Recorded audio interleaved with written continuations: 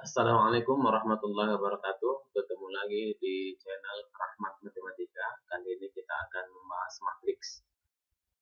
Untuk membahas matriks ini, terlebih dahulu kita perhatikan diagram alir berikut ini. Diagram alir ini bisa dilihat dari buku paket matematika kelas 11 untuk matematika wajib kurikulum 2013.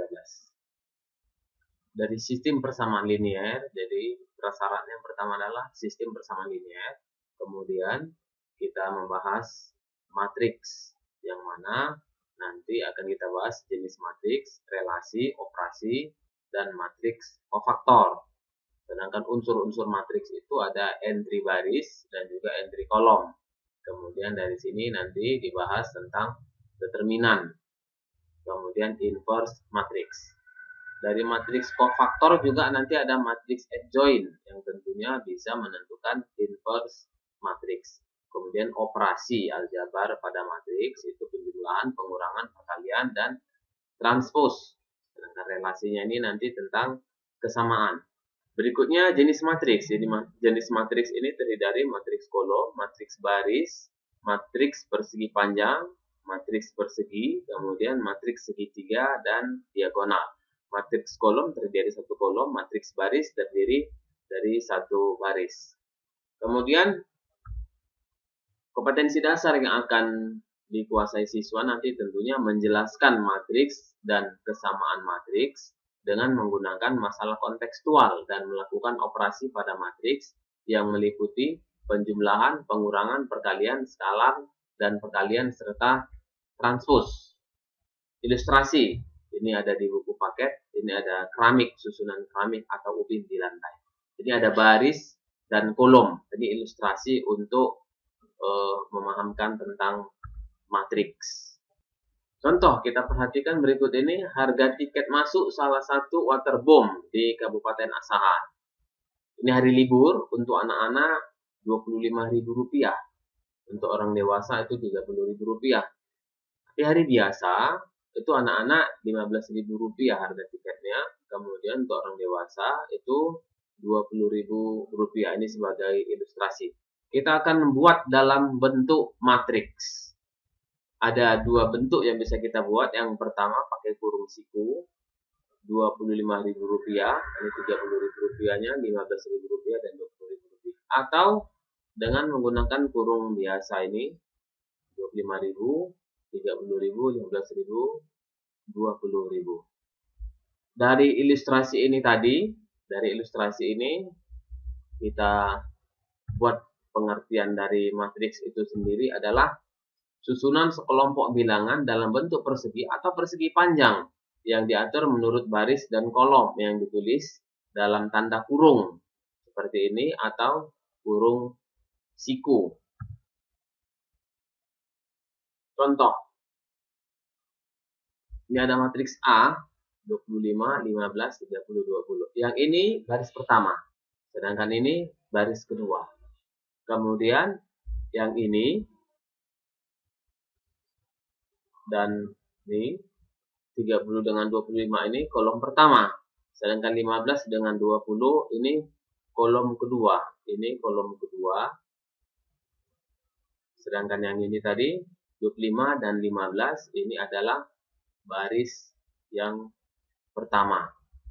Kemudian 25 ini sendiri ini adalah elemen pada baris 1 kolom 1. Jadi ini baris 1 kolom 1.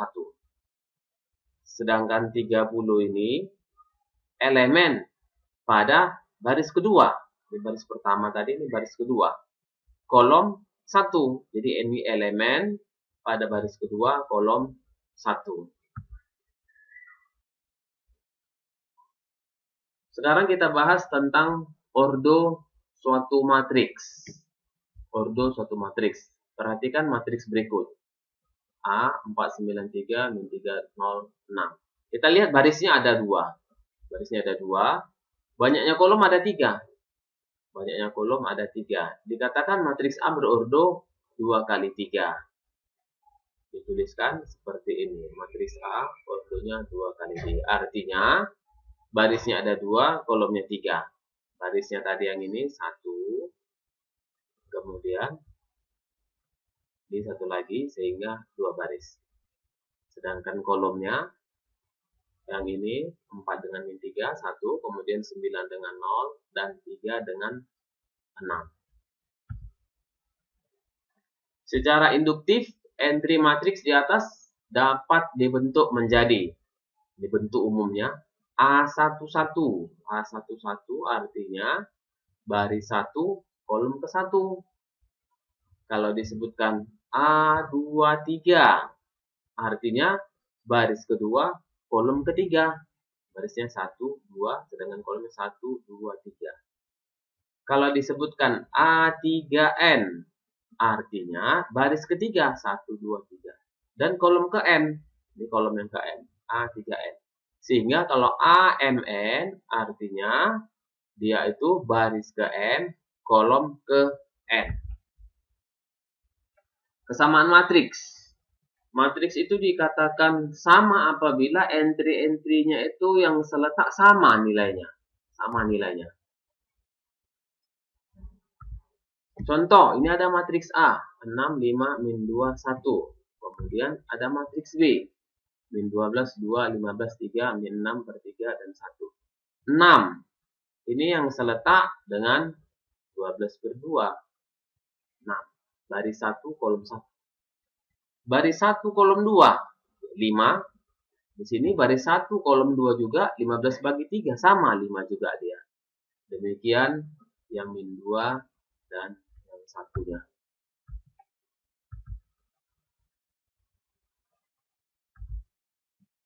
Berikutnya operasi pada matriks. Operasi aljabar pada matriks. Yang pertama kita bahas penjumlahan matriks. Penjumlahan matriks ini bisa dilakukan apabila memiliki ordo yang sama. Ordonya sama baru bisa dijumlahkan.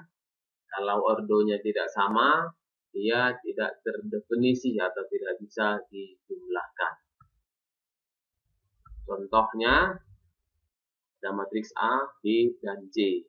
Matriks A dengan B itu bisa dijumlahkan.